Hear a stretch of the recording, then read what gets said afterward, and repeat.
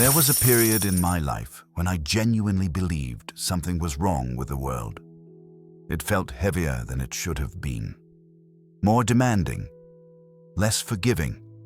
Everywhere I looked, people seemed exhausted. Not just physically, but mentally. They were working, earning, trying, and still feeling behind. Still tense. Still one unexpected expense or one bad decision away from panic. At first, I thought this was simply how life worked. That pressure was the price of adulthood. That stress was the cost of ambition. That money, by nature, was supposed to feel heavy. But the longer I observed the people around me, friends, colleagues, family members, the harder it became to ignore a quiet pattern. The world treated them very differently. Not because the world changed, but because they did. I watched someone close to me reach what many would call financial success. A good income, options, stability, at least on the surface. And yet, they were constantly on edge. Market movements dictated their mood. Unexpected expenses triggered disproportionate fear. Every financial decision felt urgent, emotional, and personal. They weren't reckless. They weren't irresponsible. They were simply unprepared for the psychological weight that money brings once it enters your life in a meaningful way. On the other hand, I saw someone else, quieter, less impressive on paper, move through financial uncertainty with a strange kind of steadiness. They experienced losses, delays, moments where things didn't go according to plan, but they didn't rush to fix their feelings with fast decisions. They didn't confuse discomfort with danger, and they didn't let pressure dictate their next move. Years later, the outcome between these two people was impossible to ignore. The difference wasn't income, it wasn't opportunity, and it wasn't intelligence. It was mental toughness. Not the loud, aggressive kind people like to talk about, but a calm, internal toughness, especially around money. That's when I started to understand something most of us are never taught. Money doesn't just test your skills. It tests your nervous system, your patience, your ability to stay grounded when nothing feels certain. We spend years learning how to earn, but almost no time learning how to endure. We are taught to work harder, not to pause longer, to react quickly, not to think clearly, to chase security, not to build emotional stability around uncertainty. So when financial pressure arrives, and it always does, it doesn't arrive as a math problem. It arrives as a psychological one. It shows up as fear disguised as urgency, as comparison disguised as opportunity, as impatience disguised as ambition. And this is where people break. Not because the pressure is unbearable, but because their mind has never been trained to carry it. Over time, I stopped believing that the world is cruel. The world is neutral. Markets are neutral. Money is neutral. What isn't neutral is how we respond. Some minds interpret pressure as information. Others interpret it as a threat, and that single difference determines whether someone adapts or collapses. This audiobook is not about becoming harder, colder, or more aggressive. It's not about forcing outcomes or pushing faster. Real mental toughness doesn't rush. It doesn't need to prove anything, and it doesn't panic when control feels distant. True toughness is quiet. It's the ability to stay composed while things fluctuate, to wait when waiting feels uncomfortable, to think clearly while others are emotionally reacting. And despite what many believe, this kind of toughness is not a personality trait. It's a skill, a trainable one. I didn't write this because I believe I'm immune to pressure. I wrote it because I've seen what pressure does to untrained minds, including my own. I've watched smart people sabotage themselves at the exact moment patience was required. I've seen fear cost more money than ignorance ever could. And I've seen calm, disciplined thinking quietly outperform intensity over time. This audiobook is about that shift. Not how to control the world, but how to stop the world from controlling your decisions. Because when your mind is prepared for pressure, money stops feeling like a weight. And once that happens, the world no longer needs to go easy on you. Chapter 1. Mental softness is the real financial risk. For a long time, financial risk was explained to us in very simple terms: earn more, spend less, choose wisely. If something went wrong, the assumption was obvious. You didn't make enough money, or you picked the wrong option, or you didn't move fast enough. But after watching real people deal with money over many years, it became clear that the most dangerous risk rarely shows up on a spreadsheet. It shows up in the mind. Mental softness is not about intelligence. It has nothing to do with effort, and it's not a moral failure. Mental softness is what happens when pressure meets a mind that hasn't been trained to hold it. Money creates pressure in subtle ways, not always through loss, often through uncertainty, a fluctuating income, a delayed result, an unclear outcome. Nothing is technically wrong, yet something inside feels unsettled. That feeling is where the real risk begins. I've seen people with solid plans abandon them at the first sign of discomfort. Not because the plan stopped making sense, but because the emotional cost became too high. They didn't say it out loud, but the thought was simple. I just need this feeling to stop. So they acted. They exited early. They switched strategies. They chased reassurance instead of clarity. The decision wasn't made to improve the future. It was made to calm the present. Mental softness mistakes discomfort for danger. When money is involved, that confusion becomes expensive. A temporary dip feels like a permanent threat. Waiting feels irresponsible. Doing nothing feels like losing control.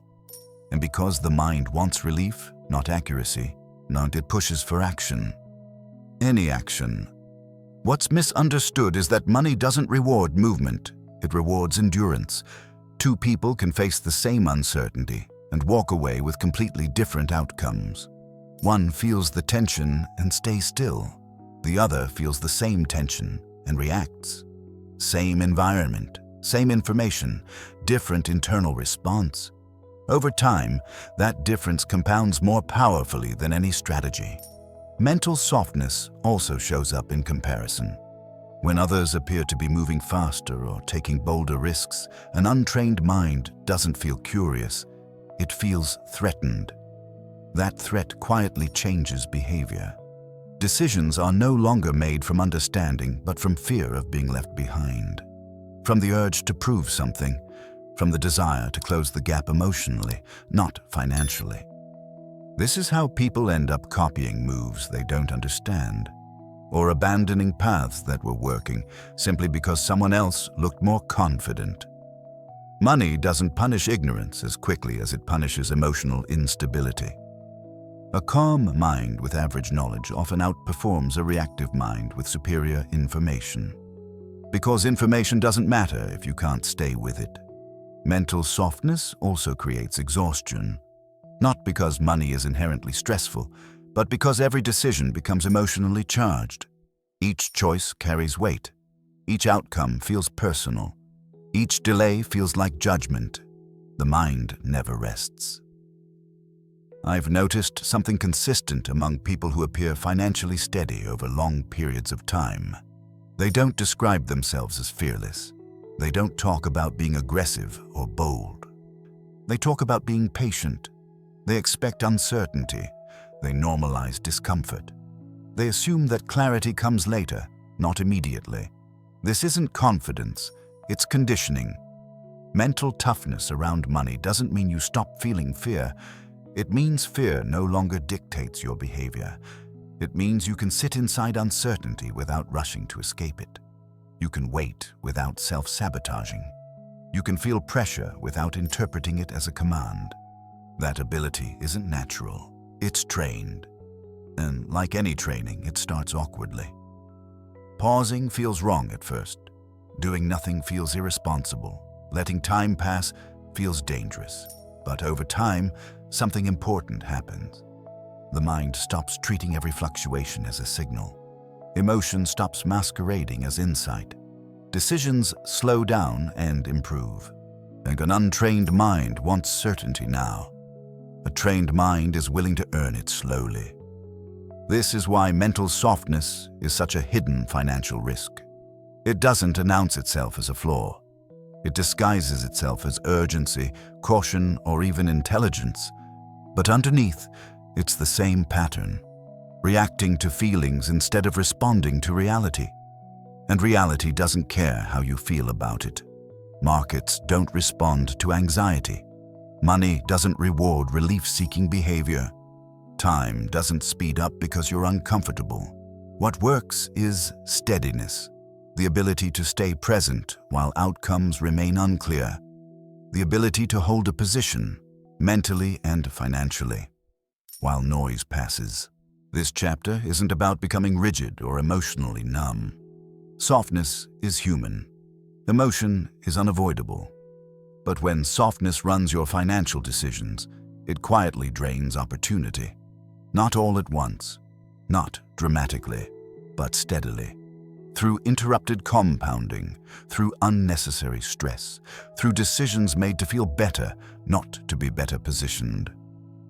The moment this is understood, something shifts. Money stops feeling like an emergency. Pressure becomes information instead of a threat. And patience transforms from weakness into advantage. Mental toughness isn't about dominating the world. It's about not being dominated by your own reactions. And once that foundation is in place, everything else becomes possible. In the next chapter, we'll look at what pressure actually does and why it reveals far more about us than it ever creates. Chapter 2. Pressure reveals. It never creates. Pressure has a way of being misunderstood. When something breaks under pressure, we tend to blame the pressure itself. The workload was too heavy. The market was too volatile. The responsibility came too fast. But pressure doesn't invent weaknesses. It exposes what was already there. This becomes painfully clear when money enters the picture. Financial pressure doesn't suddenly turn a calm person into a reckless one. It doesn't transform a patient mind into an impulsive one. It simply removes the margin for illusion. Under pressure, there's no room to pretend. No space to hide behind explanations. No time to negotiate with yourself. Whatever habits, beliefs, and emotional reflexes you've been carrying, they step forward. And that's why two people can face the same financial stress and respond in completely different ways. One becomes quieter, more deliberate, more focused. The other becomes restless, reactive, desperate to regain a sense of control. The pressure didn't create these responses. It revealed them. I've watched this play out in moments that looked insignificant on the surface. A delayed payment, a market correction, an unexpected expense. For one person, it was information. For another, it was an emotional emergency. The difference wasn't the event, it was the internal structure that met it. Pressure acts like a spotlight. It highlights how you relate to uncertainty, how you interpret discomfort, and how much space exists between feeling something and acting on it. When that space is small, pressure feels unbearable. Action becomes urgent. Decisions become reactive. When that space is large, pressure becomes manageable. It slows thinking rather than speeding it up. It invites assessment instead of panic. This is why pressure often feels unfair. It doesn't distribute pain evenly. It distributes exposure. People don't fail because pressure was too intense. They fail because their internal systems weren't designed to carry it. Money pressure, in particular, is ruthless in this way. It touches survival instincts. It threatens identity. It activates comparison and fear simultaneously. Under that kind of stress, the mind doesn't look for truth. It looks for relief, and relief-seeking behavior is rarely aligned with long-term outcomes. Pressure reveals whether your decisions are anchored in principle or in mood. And I once saw two individuals experience the same financial setback within weeks of each other. Both had losses. Both felt disappointed. Both were uncertain about what came next. One of them immediately began searching for a way out, a faster strategy, a bolder move, something that would erase the discomfort. The other did almost nothing. They reviewed what had changed. They adjusted expectations. They stayed where they were. Months later, the difference was obvious. The one who rushed created new problems trying to escape the original one. The one who waited gave reality time to stabilize. Pressure didn't favor either of them. It simply revealed who trusted their process and who didn't have one. Another misunderstanding about pressure is the belief that it makes people stronger. Pressure doesn't build strength. Recovery does. What pressure really does is show you where recovery is missing. If someone collapses under repeated stress, it's not because they encountered stress. It's because there was no system to absorb it. The same applies financially. People don't break from one bad decision. They break from constant reaction, from never allowing emotional tension to settle, from repeatedly making choices while dysregulated, from treating every fluctuation as a call to action. Over time, this erodes confidence. Not confidence in money, confidence in oneself. When every decision feels urgent, nothing feels deliberate. When everything feels important, nothing feels stable. Pressure then becomes a permanent state, not a temporary condition. This is where many people get trapped. They believe that reducing pressure will fix their financial life. So they seek more income, more certainty, more guarantees. But pressure doesn't disappear with more money. It changes shape. Higher income introduces higher expectations. More options introduce more complexity. More visibility introduces more comparison. Without a trained mind, pressure simply scales with success. That's why pressure is not the enemy. Unpreparedness is. Pressure reveals whether you've learned how to regulate yourself before trying to regulate outcomes. A person who understands this doesn't rush to remove pressure. They focus on becoming compatible with it. They build routines that create mental margin. They reduce unnecessary decisions. They accept that some variables cannot be controlled. They don't fight uncertainty. They coexist with it. This doesn't make life easier. It makes it cleaner. Clean thinking under pressure is one of the rarest financial advantages. Not because it leads to perfect decisions, but because it prevents catastrophic ones. Pressure reveals whether you can distinguish between what feels uncomfortable and what is actually dangerous. Most financial damage occurs when those two are confused. A trained mind learns to ask different questions. Has anything fundamental changed? Or am I reacting to sensation? Is this a signal or just noise? These questions don't remove pressure. They contextualize it. And context is what allows patience to survive. Pressure also reveals something deeper. It shows whether your sense of security comes from external conditions or internal stability. If security depends on constant reassurance, pressure will always feel threatening. If security comes from self-trust, pressure becomes manageable. This is not optimism, it's orientation. Pressure reveals what you rely on when certainty disappears. Money doesn't demand confidence, it demands composure. And composure isn't something you summon in emergencies. It's something you practice long before them. The people who appear resilient aren't immune to stress. They're familiar with it. They've learned how their mind reacts. They've learned when to pause. They've learned not to make important decisions while emotionally elevated. Pressure doesn't surprise them. It reveals what they've already built. This chapter isn't meant to glorify pressure. Pressure is uncomfortable by design. But it's also honest. It doesn't lie, it doesn't flatter. And it doesn't care about intentions. It simply shows you what's real. And once you stop seeing pressure as something that harms you and start seeing it as something that informs you, the relationship with money begins to change. Not because pressure disappears, but because it no longer controls you.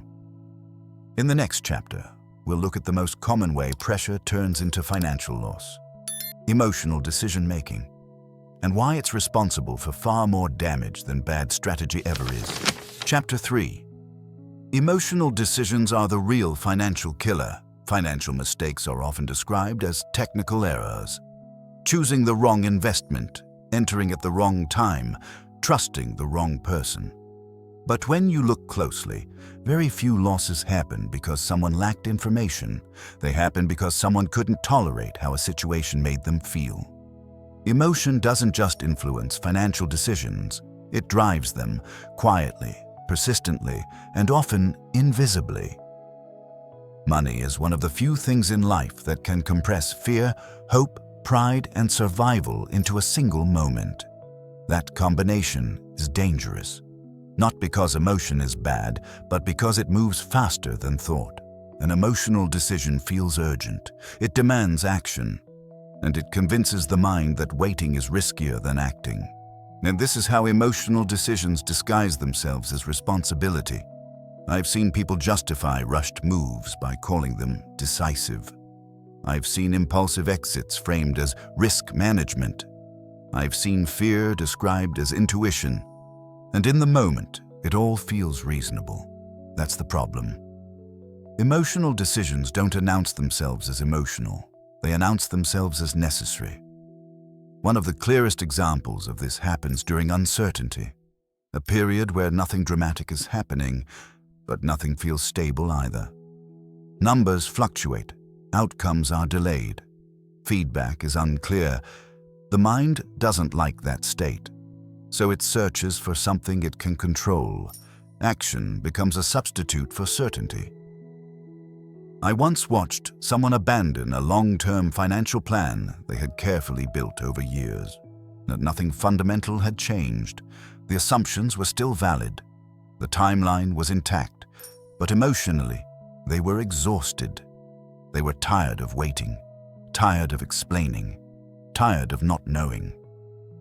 So they made a move, not to improve the plan, but to end the discomfort. They later described it as a relief, and that relief cost them far more than any market downturn ever could. Emotional decisions feel good in the short term. They release tension. They restore a sense of agency. They create the illusion of control, but they often trade long-term stability for short-term comfort. That trade is almost always unfavorable. The real danger isn't feeling emotion. It's mistaking emotion for information. Fear feels like insight. Excitement feels like opportunity. Urgency feels like clarity. But feelings don't explain reality. They explain your relationship to it. This is why emotional decision-making is such a powerful financial killer. It doesn't require ignorance. It doesn't require recklessness. It only requires a mind that hasn't learned to separate sensation from signal. Money amplifies this problem because it personalizes outcomes. A loss doesn't feel like a number. It feels like failure. A delay doesn't feel like timing. It feels like incompetence. And when identity gets involved, objectivity disappears. At that point, decisions are no longer about positioning. They're about protecting the self. People don't exit positions because the data changed. They exit because they want to stop feeling anxious. They don't chase opportunities because the value is clear. They chase them because they don't want to feel left behind. And these motivations are understandable. They're also expensive. I've noticed that people who struggle most with money often describe their decisions in emotional language. I just had a bad feeling. I couldn't sleep, so I did something. It felt wrong to stay in. In contrast, people who build financial stability over time use different words. They talk about structure, time horizons, downside protection. They don't deny emotion. They delay response. That delay is everything. Emotional decisions collapse time. They pull future consequences into the present moment and demand immediate resolution. But money operates on extended timelines. Compounding, recovery, optionality. These concepts don't survive in a mind that needs instant emotional relief. This is why emotional regulation matters more than intelligence when it comes to money. You don't need to be brilliant to succeed financially. You need to be able to sit still while your feelings fluctuate. That ability is rare because modern life trains the opposite. Immediate feedback, constant stimulation, instant reaction. We are rewarded for speed, not restraint. But money doesn't work that way. It punishes impatience quietly and rewards composure slowly. Another subtle aspect of emotional decision-making is how it erodes trust in oneself. Each time you react instead of respond, you reinforce a pattern. You teach your mind that discomfort is intolerable, that feelings must be acted on. That calm only comes from changing external conditions. Over time, this creates dependence. You stop trusting your ability to endure uncertainty. You rely on action to feel safe, and that reliance makes you fragile, because conditions will always change. Markets will move. Income will fluctuate. Plans will face friction. If your sense of stability depends on emotional comfort, you will always be at risk. The alternative isn't emotional suppression, it's emotional literacy. Understanding what you're feeling without obeying it. Recognizing fear without letting it dictate timing. Noticing excitement without mistaking it for certainty. This is a learned skill, one that improves with repetition, pausing before decisions, creating space between sensation and action, allowing feelings to pass without resolving them immediately. At first, this feels unnatural. The mind resists it. It insists that something must be done, that waiting is dangerous, that clarity requires movement. But clarity doesn't come from movement. It comes from stillness, from letting emotional noise settle so reality can be seen more clearly. This chapter isn't about eliminating emotion from financial life.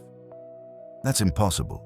It's about recognizing emotion as weather, not direction. Weather changes. Direction endures. When emotional decisions no longer control behavior, something important shifts.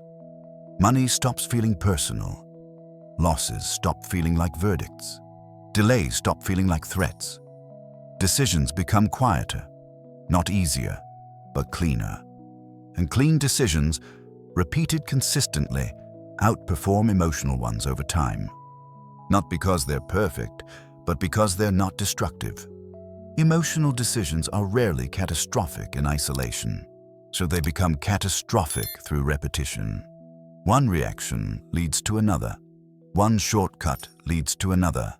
One moment of relief undermines years of progress. Understanding this doesn't make money simple, but it makes it survivable. And survival is the foundation of everything else.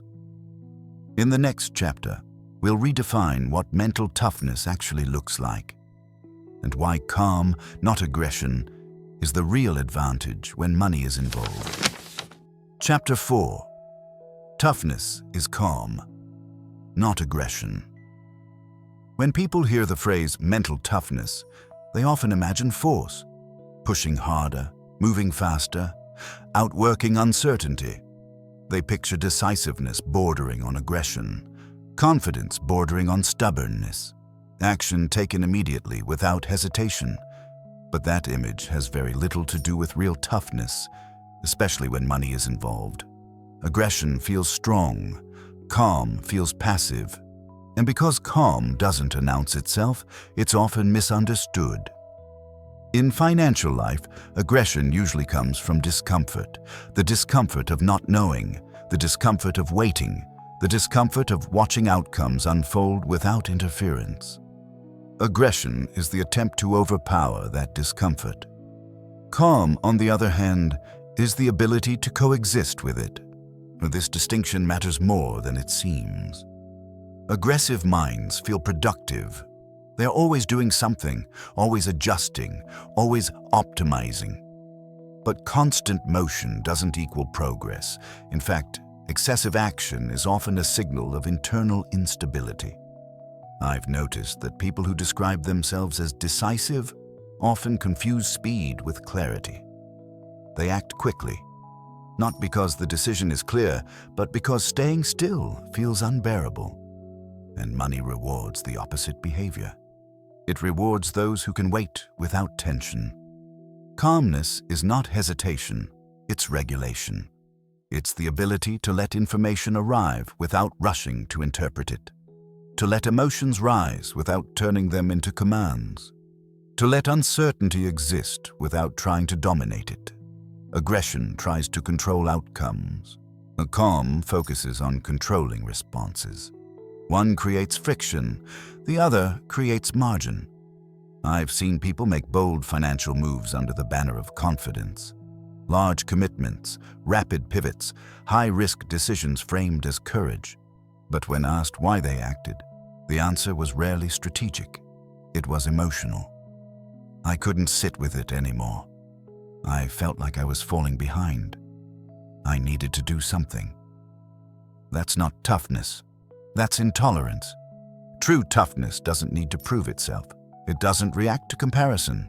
It doesn't rush to demonstrate certainty. And it doesn't mistake boldness for strength. Calm minds understand something subtle. Most financial advantages come from not losing, not from winning big. And not losing requires restraint. Aggression increases exposure. Calm manages it. But aggression amplifies volatility. Calm absorbs it. This is why calm people often appear boring in the short term. They don't chase momentum. They don't talk loudly about opportunity. They don't move unless there's a clear reason. But over time, their decisions compound quietly, because they're not constantly undoing their own progress. Calm also creates clarity. When the mind is regulated, it can distinguish between signal and noise. It can tell the difference between discomfort and danger, delay and failure, patience and avoidance. Aggression collapses these distinctions. Everything feels urgent. Everything feels important. Everything demands action. Calm expands space, and space is where judgment improves. This is why the calmest person in a room often has the most power, not because they know more, but because they're not being pushed around by their internal state. Money doesn't require dominance, it requires composure. I once observed two people facing the same financial opportunity. One moved quickly, eager to secure their position. The other waited. The one who waited wasn't unsure. They were calm enough to ask better questions. What are the downsides? What happens if nothing changes? What happens if this takes longer than expected? The aggressive mind sees waiting as weakness. The calm mind sees waiting as information gathering. Time reveals things force never can. Calmness also protects identity. Aggressive decisions often carry an unspoken motive: to feel competent, capable, in control. When money becomes a test of self-worth, aggression increases. People take risks not to build wealth, but to defend identity. Calm separates the two. It allows decisions to be made without emotional attachment to outcome. Loss doesn't feel humiliating. Delay doesn't feel personal. Uncertainty doesn't feel threatening. This emotional neutrality is not indifference, it's maturity. And it's trainable. Calm doesn't come from confidence. Confidence comes from repeated calm. Each time you resist the urge to react, you strengthen this skill. Each time you wait through discomfort without collapsing into action, you build trust with yourself. Over time, the mind learns something important. Nothing bad happens when you pause. That lesson changes everything. Aggression exhausts the mind. Calm preserves it. Aggression seeks control. Calm builds resilience. Aggression tries to win the moment. Calm protects the future. This chapter isn't suggesting passivity. Calm people do act, but they act from clarity, not agitation. They move when movement adds value, not when it reduces anxiety. That distinction determines whether action compounds or cancels itself out. When toughness is redefined as calm, the entire relationship with money shifts. Decisions slow down, noise loses its grip, confidence becomes quiet. And quiet confidence doesn't need validation, it simply endures. In the next chapter, we'll explore why people don't usually break from big financial shocks, but from constant, low-grade pressure that wears them down over time. Chapter 5. The world doesn't break you. Repetition does people often imagine breaking points as dramatic moments, a major loss, a sudden collapse. One decisive event that changes everything, but that's rarely how people actually break, financially or mentally.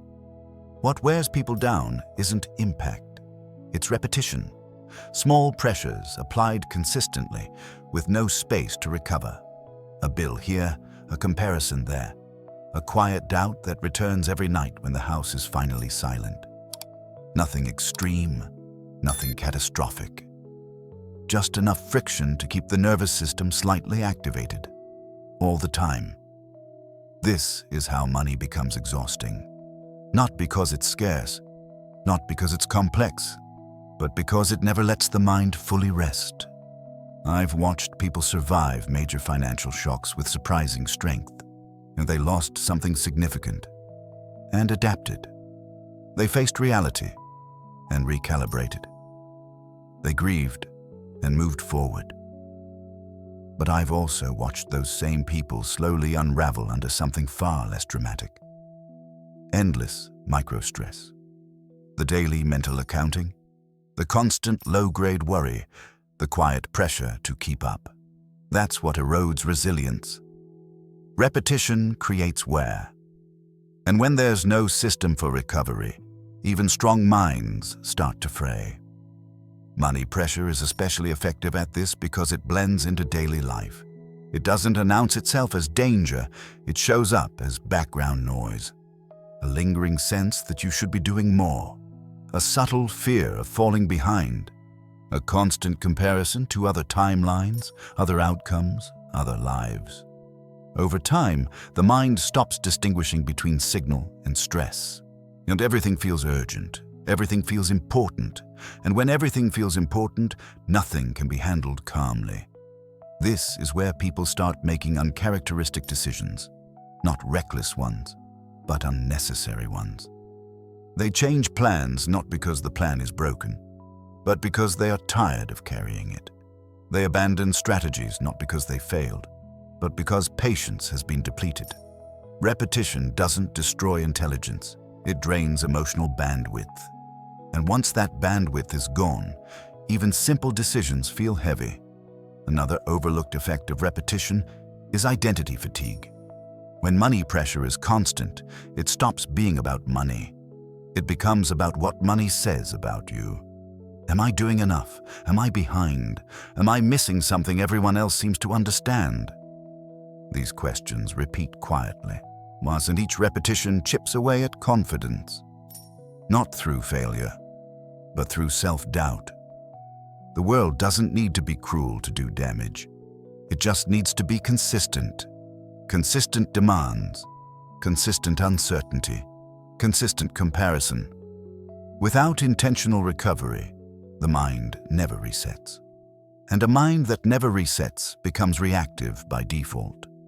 This is why some people feel permanently on edge with money, even when nothing is technically wrong. They're not facing a crisis. They're facing accumulation of tension, of unresolved emotion, of mental load. Over time, this creates fragility, not the kind that collapses loudly, but the kind that breaks under the next small inconvenience. A trained mind understands this pattern. It doesn't just plan for outcomes, it plans for endurance. And it builds systems not only for earning or investing, but for recovery.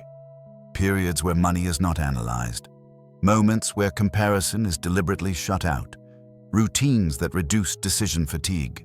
This isn't avoidance, it's maintenance. Just as muscles grow stronger through cycles of stress and rest, the mind requires rhythm. Stress without rest creates injury.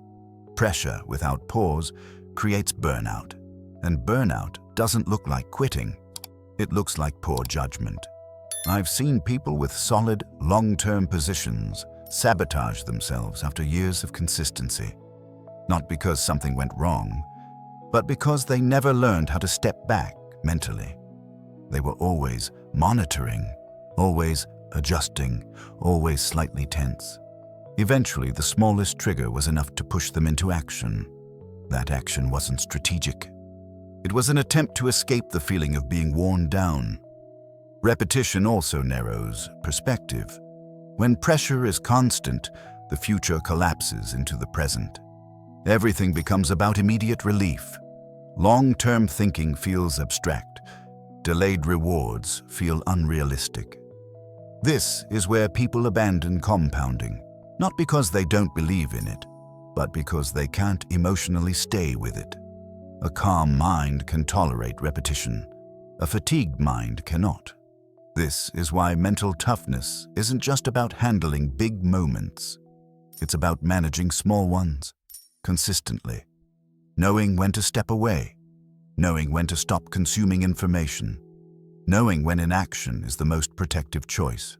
The people who last financially don't eliminate repetition. They structure it. They design their lives so that money doesn't occupy every mental corner. They reduce exposure to unnecessary noise. They simplify decisions. They accept that not every day requires engagement. This creates resilience. Not the dramatic kind, but the durable kind. Repetition only breaks people when it's unmanaged. When stress is allowed to accumulate without release. When pressure becomes identity. When the mind never experiences neutral ground. The world isn't trying to break you. It simply keeps showing up. Day after day, cycle after cycle. Whether that breaks you depends less on external conditions and more on whether you've built a rhythm that allows recovery. When that rhythm exists, something subtle but powerful happens. Small stresses lose their power.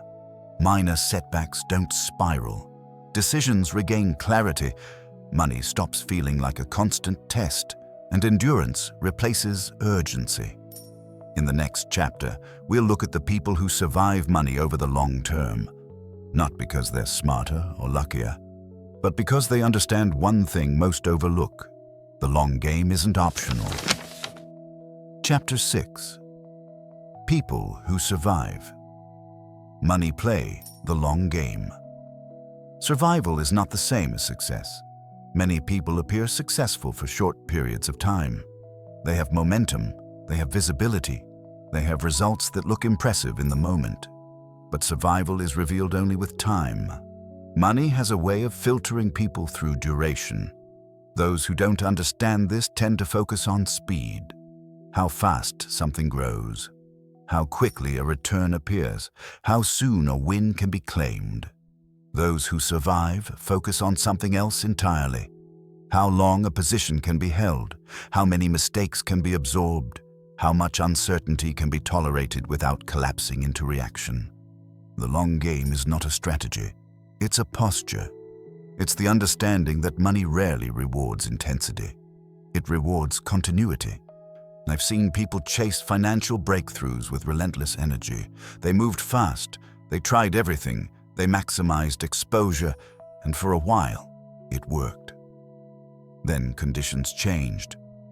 The same intensity that created growth magnified losses. The same speed that produced wins removed the margin for error. They weren't wrong. They were just playing a game that required endurance with a mindset built for sprints. Survival requires a different orientation. It assumes that progress will be uneven, that returns will arrive slowly, that waiting will be part of the process. This is uncomfortable for a mind trained to equate movement with value. But money doesn't care how active you are. It cares how consistent you remain. The long game also reframes risk. Short-term thinkers see risk as something to conquer. Long-term thinkers see risk as something to manage. They don't ask, "How much can I make?" They ask, "How much can I afford to lose and still stay in the game?" That single shift changes everything, because staying in the game is the real advantage. People don't lose financially because they're wrong once.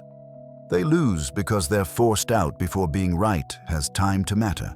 The long game builds buffers. Emotional buffers, financial buffers, psychological buffers. These buffers don't maximize returns. They protect survival, and survival allows compounding to work. I've noticed that people who play the long game are rarely dramatic. They don't chase stories. They don't react to headlines. They don't feel the need to explain themselves. They let time do the heavy lifting. This doesn't make them passive, and it makes them selective. They know that every decision consumes mental energy, so they choose fewer decisions and commit to them longer. The long game also demands identity stability. Short-term play often ties self-worth to recent outcomes. A good month feels like validation. A bad month feels like failure. Long-term players detach identity from fluctuation. They don't measure themselves by recent results. They measure themselves by adherence to process. This detachment is not emotional numbness. It's protection. It prevents overreaction during inevitable drawdowns. It preserves clarity during periods of stagnation. The long game also changes how time is experienced. Instead of rushing toward outcomes, time becomes an ally. Waiting is no longer wasted space. It's part of the design. Periods where nothing seems to happen are understood as normal. This mindset eliminates a major source of self-sabotage. People often abandon good paths simply because nothing dramatic is happening. They mistake silence for failure. They mistake patience for stagnation. Long-term thinkers know that silence is often where compounding works. Invisible progress doesn't feel rewarding, but it's powerful. Another defining trait of long game players is how they respond to boredom. Boredom is dangerous to an untrained mind. It invites distraction. It encourages unnecessary risk. It pushes people to do something just to feel engaged. Long-term players respect boredom. They understand that boredom often means the system is working. Nothing needs to be changed. Nothing needs to be optimized. They allow boredom to pass without interference. And this restraint prevents countless unforced errors. Survival also requires humility. The long game assumes that no one controls outcomes, that markets change, that environments evolve. Plans are adjusted, not abandoned. This flexibility is not inconsistency, it's adaptation. Short-term minds react to change. Long-term minds integrate it. They absorb information slowly. They update without urgency. They move deliberately. The long game also acknowledges something uncomfortable. Most financial progress happens when nothing exciting is happening. No adrenaline, no urgency, no validation. Just consistency. This reality repels people who need constant stimulation, but it attracts those who value stability over sensation. Survivors understand that money doesn't reward effort equally at all times. It rewards those who remain solvent, emotionally and financially, long enough. This is why the long game is not optional. It's not one approach among many. It's the only one that survives uncertainty. Everything else eventually encounters a situation it cannot handle. The people who last don't try to win quickly. They try to avoid losing permanently, and that priority quietly reshapes every decision they make. In the next chapter, we'll explore why mental toughness isn't something you're born with, and how it can be trained deliberately over time. Chapter 7. Mental toughness is a trainable skill. Mental toughness is often misunderstood as something fixed. Some people are built for pressure, others simply aren't. This belief feels comforting because it removes responsibility. If toughness is innate, then struggling under pressure is just bad luck. But that belief doesn't hold up under observation. When you watch people over long periods of time, a different pattern appears. The people who handle money well weren't always calm, they weren't born patient, and they didn't magically stop feeling fear. They learned how to respond differently. Mental toughness is not a personality trait. It's a learned response, and like all learned responses, it's shaped by repetition. The mind adapts to whatever it is repeatedly exposed to. If it's repeatedly exposed to urgency, it becomes reactive. If it's repeatedly exposed to uncertainty without collapse, it becomes steady. This is why early experiences with money matter so much. A person who reacts strongly to small financial stresses doesn't do so because they're weak. They do so because their nervous system hasn't learned that uncertainty is survivable. Each time pressure appears, the body interprets it as a threat. Heart rate increases, attention narrows, the urge to act intensifies. Without training, the mind mistakes this state for insight. It feels like clarity, but it's just activation. Training begins when reaction is interrupted, not eliminated, interrupted. This doesn't require dramatic changes. In fact, it works best at a small scale, pausing before decisions, delaying responses by hours instead of minutes, and allowing uncomfortable feelings to pass without being resolved immediately. At first, this feels wrong. The mind resists delay. It insists that something must be done, that inaction is dangerous. But when nothing bad happens after a pause, a new signal is learned. Uncertainty did not destroy me. Waiting did not create loss. I am still safe. This is how tolerance is built. Mental toughness is essentially tolerance for internal discomfort, not tolerance for pain inflicted by the world, but tolerance for the sensations created by uncertainty. This tolerance is built the same way muscles are built. Gradually. You don't start by lifting heavy weight. You start by lifting what you can handle, consistently. In financial life, this might look like staying with a decision longer than feels comfortable, not checking outcomes constantly, so resisting the urge to optimize prematurely. Each time you do this, the mind recalibrates. It learns that discomfort is not a command, that feelings are temporary, that clarity often comes after patience, not before action. Another part of training is learning when not to engage. Not every fluctuation deserves attention. Not every thought requires analysis.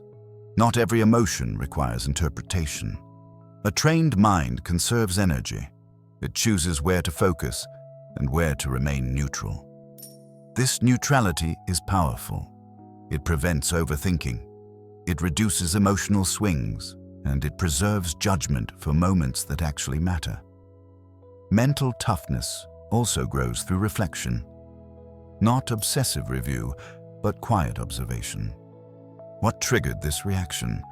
Did I act to improve position or to feel better? What happened when I waited? Since these questions slowly refine awareness, and awareness creates choice. Without awareness, behavior repeats automatically. With awareness, patterns can be changed. Another overlooked aspect of training is exposure to boredom. Boredom is often interpreted as a sign that something is wrong. But in financial life, boredom often means stability. The mind, conditioned for stimulation, pushes for novelty. Training involves resisting that push, letting boredom exist without turning it into disruption. This is harder than it sounds, because boredom feels like stagnation, and stagnation feels dangerous. But stagnation and stability are not the same. A trained mind learns the difference. It understands that progress doesn't always feel active. Sometimes it feels quiet. Sometimes it feels uneventful. Sometimes it feels slow. Those moments are not failures. They're foundations. Mental toughness also requires honesty, not brutal self-criticism, but clarity. Seeing when decisions are driven by fear, recognizing when urgency is emotional, not rational, admitting when action is taken for relief rather than improvement. This honesty is not judgment, it's calibration. Each time you recognize a pattern without acting on it, the pattern weakens. Over time, the mind begins to trust itself, not because outcomes are always positive, but because reactions are no longer impulsive. That trust is stability, and stability is the bedrock of financial endurance. The idea that toughness is innate keeps people stuck. The idea that toughness is trainable opens a path forward. It shifts focus away from outcomes and toward behavior. You don't need perfect discipline. You don't need emotional control at all times. You need consistency in small moments, pausing instead of reacting, waiting instead of rushing, observing instead of intervening. These moments accumulate, and one day, pressure arrives. And something feels different. The urgency is still there, the uncertainty still exists, but the mind doesn't collapse around it. That's not confidence, that's conditioning. Mental toughness is not the absence of fear, it's the ability to function clearly in its presence. And that ability can be trained, deliberately, quietly, over time. In the final chapter, we'll look at what happens when this training takes hold, and why money begins to feel lighter, even when circumstances remain challenging. Chapter 8. When the mind is ready, money stops feeling heavy. There is a moment that doesn't get talked about very often. It's not dramatic, it doesn't arrive with celebration, and it doesn't look like success from the outside.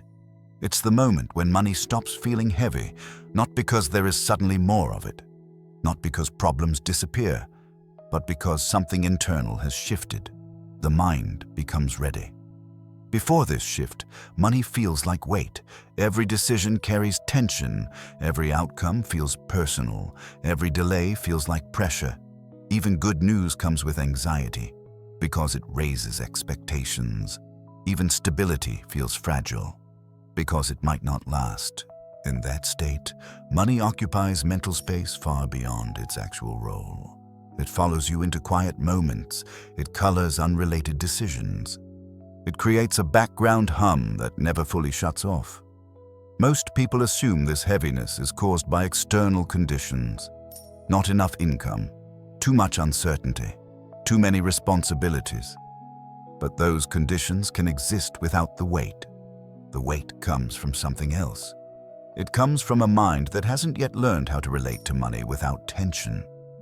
Throughout this audiobook, we've explored different dimensions of that relationship. Softness under pressure, reaction instead of response, aggression disguised as strength, fatigue created by repetition, the necessity of the long game, and the reality that mental toughness is trained, not inherited. All of those ideas point toward a single outcome. When the mind is ready, money no longer dominates emotional space. It returns to its proper role, a tool, a constraint. Now as a resource, not a verdict on worth, not a constant test, not a source of identity. This shift doesn't happen all at once. It happens quietly, over time. You start to notice that fluctuations don't provoke the same reaction. That uncertainty doesn't demand immediate resolution. That waiting no longer feels irresponsible.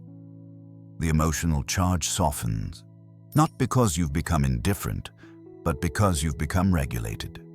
A regulated mind experiences money differently. Losses are processed without panic.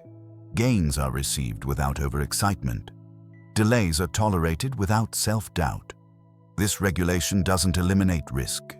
It eliminates unnecessary suffering. And that changes everything. When money stops feeling heavy, decisions become simpler. Not easier, but cleaner. You stop negotiating with your emotions every time a choice appears. You stop seeking relief through action. You stop chasing certainty where none exists. Instead, you develop a quiet confidence in your ability to endure outcomes, good or bad. That confidence is not optimism, it's trust. Trust in your capacity to adapt. Trust in your ability to wait. trust in the systems you've built, both external and internal. This trust removes urgency, and urgency is what makes money feel oppressive.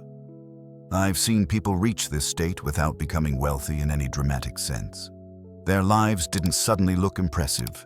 They didn't gain status or recognition, but they gained something far more valuable: mental spaciousness.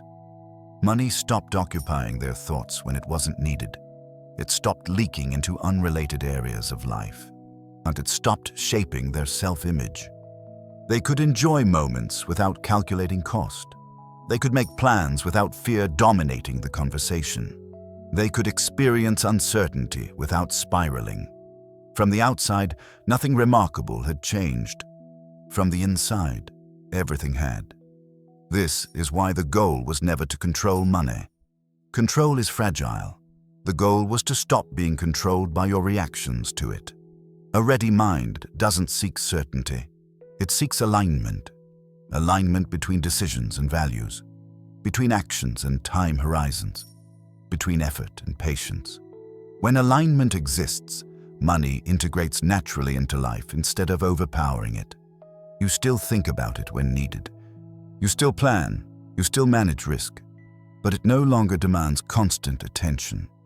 This is the point where many people misunderstand what's happening. They assume they've become complacent. They worry that calm means disengagement, that reduced urgency means lost ambition. But the opposite is true. When money stops feeling heavy, energy is freed. Mental energy, emotional energy, creative energy. That energy can be redirected toward things that actually compound: skill development, relationship building, long-term thinking. These areas don't respond well to urgency. They respond to consistency. The mind that is no longer burdened by money pressure becomes more capable in every other domain, not because it's sharper, but because it's not constantly distracted. This is why some people seem to progress steadily while others remain stuck despite working harder. The difference isn't drive, it's friction. A heavy mind drags everything with it. A ready mind moves cleanly. Money becomes lighter not when you have enough of it, but when you stop fighting it internally, when you accept its volatility, when you respect its timelines, when you understand that discomfort is part of the process, not a signal to escape. This acceptance is not resignation, it's maturity. It allows you to work with reality instead of against it, and reality always wins. Another sign that the mind is ready is the disappearance of constant comparison. When money feels heavy, comparison feels unavoidable. Someone else's progress feels like judgment. Someone else's success feels like indictment. But when the mind is regulated, Saint's comparison loses its emotional charge. Other people's outcomes become information, not threats. You can observe without internal collapse. You can learn without self-criticism. You can stay on your path without needing validation. This emotional independence is one of the quiet markers of financial maturity. It doesn't make you immune to influence. It makes you selective. You decide what matters. You decide what to ignore. You decide what pace is sustainable. Money fits into that structure instead of dictating it. A ready mind also understands something subtle. There is no final arrival, no moment where money stops requiring attention entirely, no point at which uncertainty disappears. But there is a level where money stops dominating the nervous system, where it no longer triggers disproportionate responses, and where it no longer defines emotional weather. At that level, you stop asking, "How do I eliminate this feeling?" and start asking, "How do I relate to this wisely?" That shift marks the end of struggle, not the end of effort. Effort remains, responsibility remains. But struggle, the internal resistance, the constant tension, begins to fade. This audiobook was never about becoming fearless. Fear will always exist. It was about becoming steady, steady enough to think clearly, steady enough to wait, steady enough to act without panic. When steadiness becomes your baseline, money loses its power to destabilize you. And once that power is gone, money becomes surprisingly ordinary. Important, but not overwhelming. Useful, but not central. Relevant, but not dominant. That ordinariness is the real milestone. Not because it's boring, but because it's sustainable. A life where money feels heavy is a life lived under constant strain. A life where money feels manageable is a life with room to breathe, room to plan, room to enjoy, room to adapt. The mind that reaches this state doesn't feel triumphant. It feels grounded, and grounding is what allows wealth, in any form, to last. If there is one idea to carry forward from everything you've heard, it's this. Money doesn't demand toughness, it demands readiness. Readiness to endure uncertainty, readiness to delay gratification, readiness to act without emotional interference. When that readiness exists, money stops testing you, not because the tests disappear, but because you no longer experience them as threats. And in that moment, quiet, unremarkable, and deeply personal, money stops feeling heavy. If there is one thing I've learned from observing money over time, it's this. The loud lessons rarely last. The quiet ones do. Early on, it's easy to believe that strength looks dramatic, that confidence announces itself, that people who succeed financially must be fearless, decisive, always moving. But the longer I watched, not from a distance, but up close, the more that belief fell apart. The people who endured didn't look impressive in the moment. They didn't rush to explain their decisions. They didn't chase validation through speed or visibility. They were simply steady. And steadiness doesn't attract attention. It attracts time. This audiobook was never meant to give answers. It was meant to slow something down, the reflex to react, the urge to fix discomfort immediately. The belief that pressure demands action. Because most financial damage doesn't come from ignorance. It comes from impatience meeting uncertainty. I've seen people sabotage years of progress because they couldn't tolerate a few months of ambiguity. I've seen smart, capable individuals lose their footing not because they were wrong, but because they moved too soon. And I've seen others, with fewer advantages, quietly outlast chaos simply by refusing to panic. That's not luck, that's readiness. A ready mind doesn't expect money to behave politely. It expects volatility, delay, periods where nothing seems to work. But it also trusts that these periods are survivable. That trust changes behavior. You stop chasing certainty. You stop needing constant reassurance. You stop interpreting every fluctuation as a signal about your worth or intelligence. Money becomes something you work with, not something you wrestle. If this audiobook did anything, I hope it reframed what toughness actually is. Not force, not aggression, not emotional numbness, but composure. The ability to stay present when outcomes are unclear, to remain thoughtful when others rush, to wait without collapsing into doubt. That kind of toughness doesn't feel heroic. It feels boring at first, and that's why so few people develop it. Boredom is mistaken for stagnation. Calm is mistaken for weakness. Silence is mistaken for failure. But in financial life, boredom often means stability.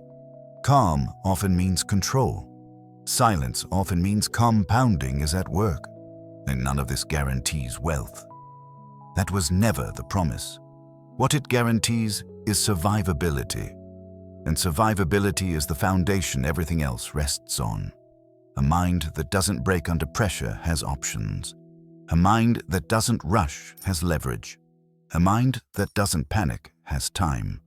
Time to learn, time to adjust, time to recover. Time is the one resource money cannot replace. The irony is that once the mind is trained to endure, money begins to feel lighter, not heavier. Not because problems disappear, but because they stop dominating emotional space. You think about money when it's relevant, and then you let it go. You make decisions without rehearsing them endlessly. You accept outcomes without spiraling. That lightness isn't indifference, it's proportion. Money occupies the space it deserves, and no more.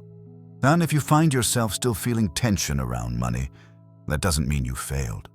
It means you're still training. Training isn't linear. Some days feel steady, others feel reactive. The difference is that you start noticing the pattern. You catch urgency earlier, you pause more often, you recover faster. That's progress. Not dramatic, but real. And real progress tends to be quiet. I don't believe money rewards those who want it the most, or those who think about it constantly, or those who chase it aggressively. I believe money stays with those who can live alongside uncertainty without losing themselves. Those who don't need every moment to feel resolved. Those who don't demand immediate clarity. Those who can wait without resentment. That capacity is rare. Not because it's difficult, but because it's uncomfortable. Discomfort is exactly what this entire audiobook has been about. Not eliminating it, but learning how to carry it without breaking. If you take nothing else from these chapters, take this. The goal was never to become unshakable. It was to become resilient. Resilience doesn't mean nothing affects you. It means what affects you doesn't own you. When pressure arrives, and it will, you won't feel fearless, but you'll feel familiar. Familiar with the sensation, familiar with the urge to react, familiar enough to pause. And in that pause, you'll find choice. That choice is where freedom begins. Not financial freedom in the dramatic sense, but internal freedom. The freedom to think clearly, the freedom to wait, the freedom to act without panic. That freedom doesn't show up on statements or screens, but it quietly shapes every decision that follows. And over time, those decisions shape outcomes. Not quickly, not loudly, but lastingly.